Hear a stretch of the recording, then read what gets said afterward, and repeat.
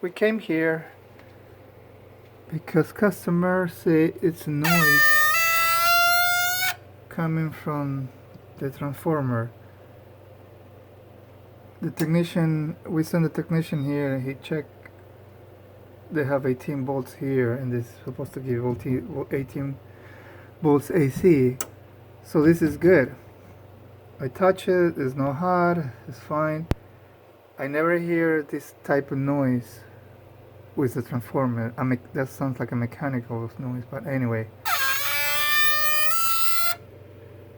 Looked like the noise is coming from this guy. It's very weird, I never hear that before, but the noise is the battery. I don't know how they make that noise.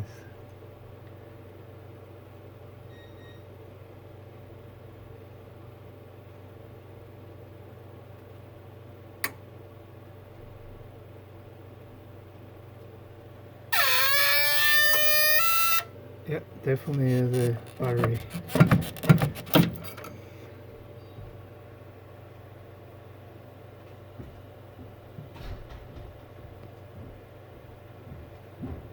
So the problem is fixed. The battery is 3 years old, need to be changed.